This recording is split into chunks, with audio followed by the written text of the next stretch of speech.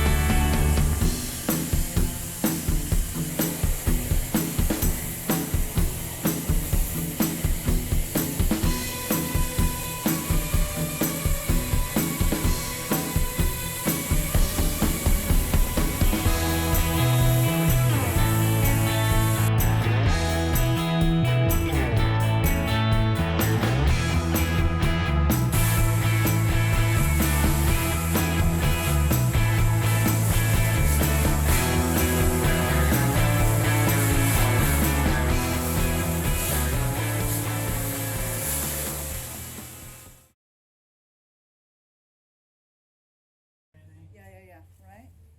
And it's turned on? Yeah. Okay.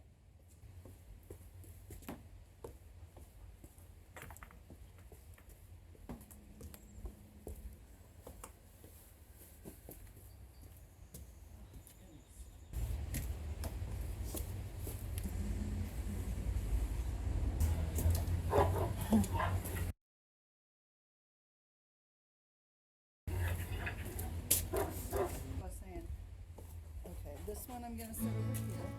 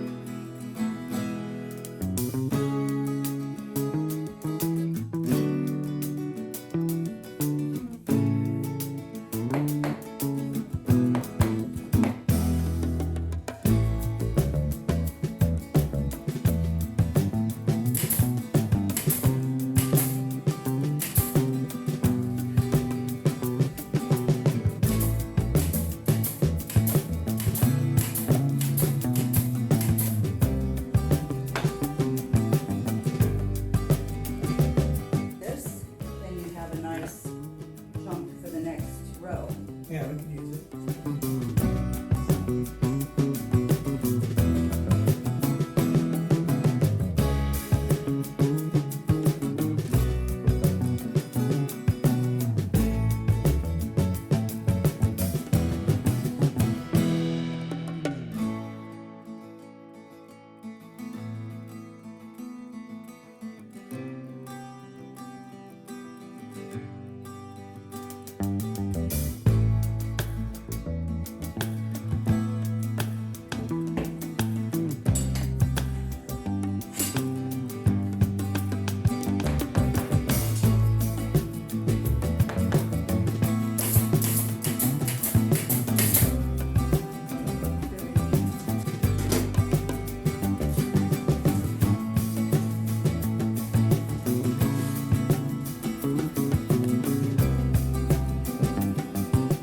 Looks nice and flat.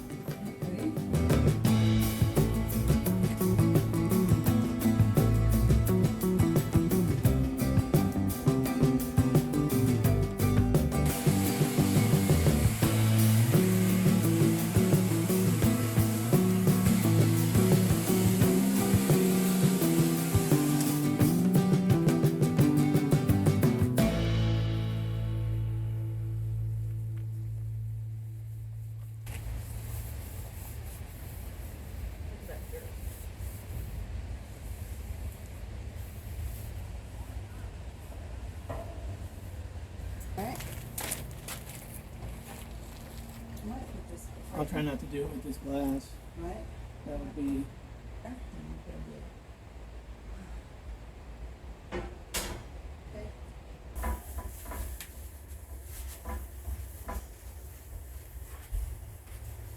Is there hooks or? There's these hooks, but I think we just set it right on, oh yeah, we just set it right on top. Is that how we did it? Yeah, And I then you think could so. slide.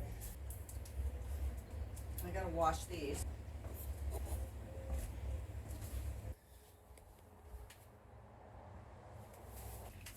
There's that. I'm gonna put a lavender in here, I think. Okay.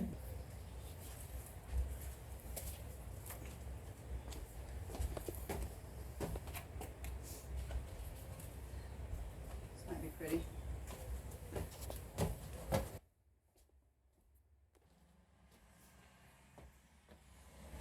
Get my planting done, but I will like do this, and then I'll put that in there too.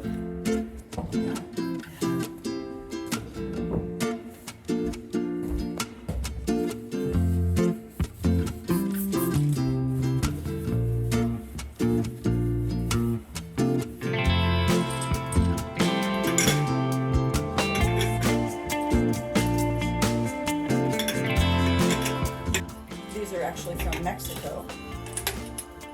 This is so pretty, it's gorgeous. Got these from a friend of ours.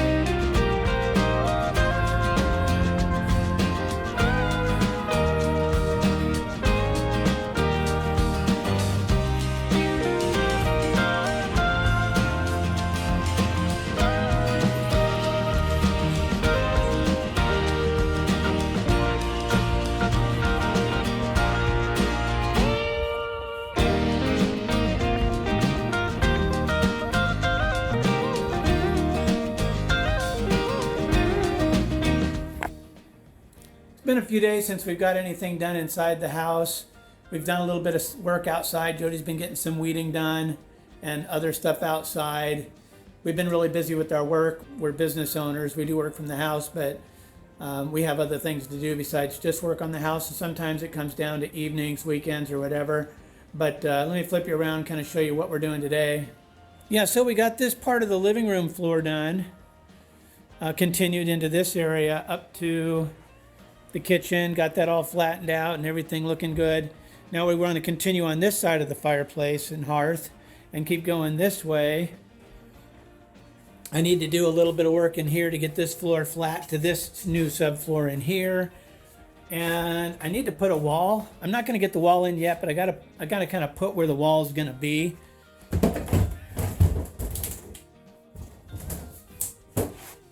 Bye-bye door.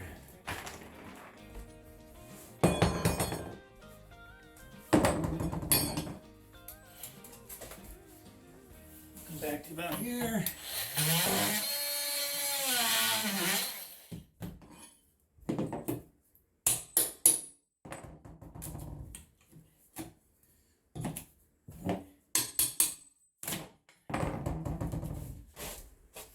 I think I want to have this wall start about an inch from this switch plate cover, and I'll be removing this smaller casing and putting a regular 3.5 inch 1x4 type casing here. I should have enough clearance here. So I'll come out maybe an inch, maybe a little less. So as long as this is nice and plumb, scribe a little mark on the floor.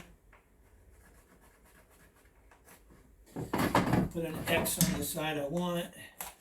Now I can come in and lay my wall base down.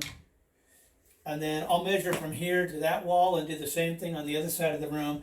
That way I'll make sure my hallway is square. I'll measure from that drywall to my mark. Then I'll come on this side, the other end of the hallway by the bedroom, and I'll go up against the drywall again and make a mark over here at that 44 9/16. That way these two hallway walls will run perfectly parallel to each other. I won't have anything at an angle. I'm not guaranteed that my bathroom walls are going to be square to each other, but that's a different project.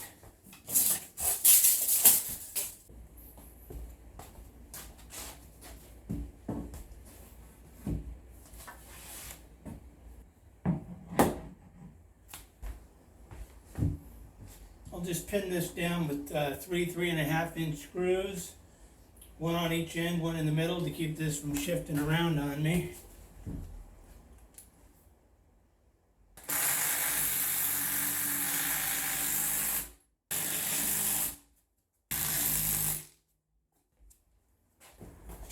Now that I have that wall base set, I can work on getting this flat. It's pretty level from this edge of the floor in the hall to this edge in the floor in the hall. Is pretty level when I put my 8-foot level across there, but I have a dip in the middle, probably like 1/4 to 3/8. And so what I want to try to do is, I can't jack it up or anything from underneath. There's no room down there. and I don't think there's a place to do that anyway. This is just a dip from natural settling over 60 years. So what I need to do is flatten this out from the top side here. I can use like 1/4 inch plywood, I could use a little self-leveling compound, I could use some tar paper or some shimming or whatever, but this is oak flooring here, the original hardwood oak, and I want this to be the substrate that I put my new hardwood flooring on, as well as the new subfloor 3/4 inch plywood in there. I've got a nice transition so it'll flow flat across there, but it's going to want to dive down and then come back up over here. Let me show you what I'm talking about here on this floor. So I got my 8-foot level from this edge of the hall to this edge of the hall, kind of in the middle between this wall and where this wall is going to be. And you can see it's pretty level. I'd say pretty much spot on. Problem is, it's tight to the floor on this end and tight to the floor on that end, but I can take a 1/4 inch shim plus and slide it underneath in the middle. That's what I mean. I got a bow in this floor going down. So what I'm doing is I'm putting this shim underneath and sliding it until I get resistance, and then I'm marking on the floor with a pencil and circling it to show where the where that 1/4 inch gap gets, where it starts to get too small for a 1/4 inch shim, I guess is a good way to say it. And I've marked it there. Then I put the level on this wall and did it. Put the level on this wall and did it. And you can see these lines are pretty much aligned with each other. So if I get a 1/4 inch sheet of plywood and make it to the distance from these pencil marks to the same pencil marks over here and lay it through this whole section, I've gotten everything more flat, except for where the 1/4 inch stops up to here and where the 1/4 inch stops and up to there. But then I just got to feather that out. I could use a little self-leveling compound. I could use some tar paper so that I can get this flat to here. So it runs from flat to flat and kind of keeps going over instead of coming flat to flat and then dropping down and coming back up.